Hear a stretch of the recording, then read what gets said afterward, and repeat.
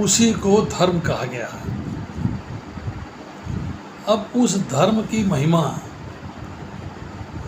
उस धर्म जो भगवान ने कहा है, उस पर जो श्रद्धा नहीं रखते और भौतिक संसार में रचपच जाते हैं, भौतिक संसार से अट्रैक्ट हो जाते हैं, उसी को सच्चा मानकर उसी में रहते हैं, तो उनकी मतलब भगवान में श्रद्धा नहीं है, तो वो हो गए अश्रद्धावान है। अब आश्चर्य की बात क्या है? वट इज सरप्राइजिंग कि मनुष्य जो है अपने शरीर को, अपने परिवार को, अपने कुटुंब को, अपनी धन संपत्ति को जानता है कि ये विनाशील है, परिवर्तनशील है, फिर भी उन पर विश्वास करता है, श्रद्धा करता है, उनका आश्रय लेता है। ये नहीं सोचता है कि हम इस शरीर के साथ कितने दिन रहेंगे और ये हमारे साथ कितने दिन रहेगा। श्रद्धा होनी चाहिए भगवान पर, श्रद्धा हो गई है भौतिक संसार में, तो समस्या क्या आती है कि भगवान को प्राप्त कर लेंगे तो भगवान के धाम चले जाएंगे, पुनः लौट कर नहीं आना पड़ेगा।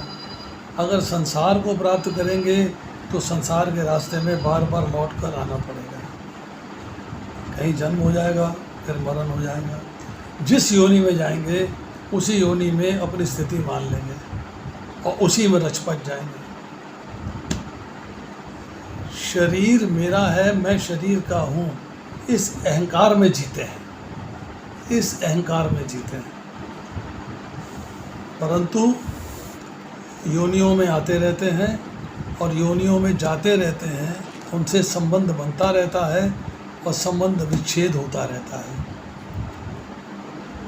अब आती है कि मृत्यु संसार वर्तमानी, मतलब संसार के रास्ते में, भौतिक सृष्टि में जब आकृष्ट हो जाते हैं, उस रास्ते में मरना ही मरना है, विनाश ही विनाश है, अभाव ही अभाव है। अब सोचिए, जिस योनि में जाएंगे योनि खत्म होगी, लौटना पड़ेगा। मतलब जब आप 12वां अध्याय पढ़ेंगे तो उसके 7वें श्लोक में मृत्यु संसार सागरात शब्द आया है। इसका मतलब है संसार सागर मृत्यु का, अर्थात ये संसार मृत्यु का समुद्र है और समुद्र में कोई आदमी स्थिरता से टिक नहीं सकता क्योंकि उसका बहाव बहुत होता है। मनुष्य का शरीर केवल भगवान की प्राप्ति के लिए मिला है। संपूर्ण कर्मफल को समाप्त करने का आपको अवसर मिला है, आप उस अवसर को इस्तेमाल नहीं करते तो भगवान कहते हैं मैंने तो जन्म मरण से छूटने का पूरा अवसर दिया, पर ये अवसर को प्राप्त करके भी मृत्यु के चक्र में घूमे चले जा रहे हैं। अब कह रहे हैं मुझे प्राप्त न करके, अप्राप्य माम, मतलब मेरे को प्राप्त ना होकर, अधिकार तो मिला भगवान को प्राप्त करने का और भगवान को प्राप्त करते नहीं। तो 16वां अध्याय जब पढ़ेंगे उसमें 20वां श्लोक आएगा, वहाँ पे आता है माम प्राप्येवा, कि आसुरी प्रकृति वाले लोग भी भगवान की ओर चल सकते हैं, भगवान को प्राप्त कर सकते हैं। इसीलिए भगवत गीता में 9वें अध्याय के 30वें 31वें श्लोक में कहा गया है कि दुराचारी से दुराचारी भी भक्त बन सकता है और धर्मात्मा बन सकता है, भगवान को प्राप्त कर सकता है। पापी से पापी भी ज्ञान के द्वारा संपूर्ण पापों से तर सकता है। ये बात 4थे अध्याय के 36वें श्लोक में हमने पढ़ी। अब देखिए इसमें समस्या कहाँ आती है, प्रॉब्लम कहाँ फंसती है, दिक्कत कहाँ आती है। आप ये मान लीजिए कि एक किला है और उसके अंदर चारों तरफ ऊंची दीवार है। उस किले से बाहर निकलने का एक ही दरवाज़ा है एक अंधा उस किले से बाहर जाना चाहता है।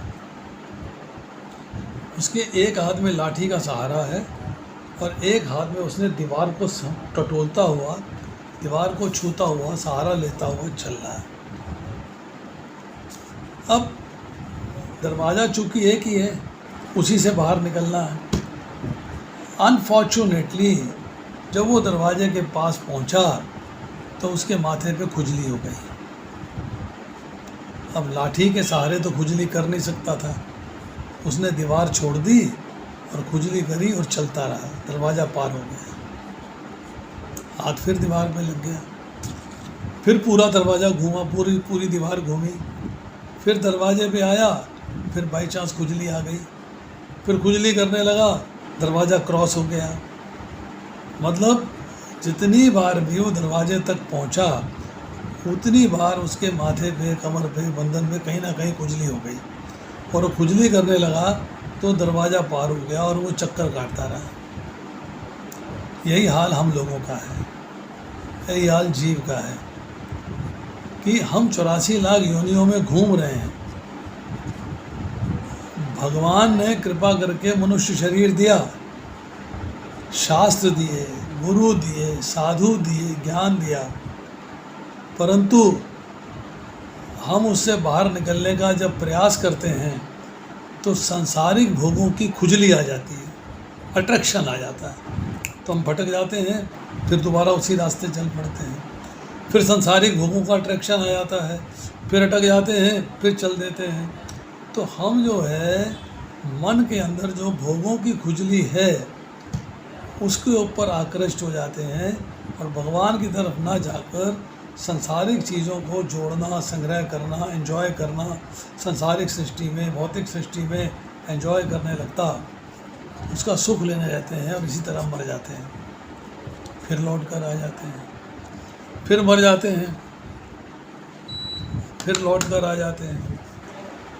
तो टेक्निकली जीव जो है भगवान का अंश है, भगवान का घर ही इसका ओरिजिनल घर है। जब ये जीव उस भगवान को प्राप्त कर लेता है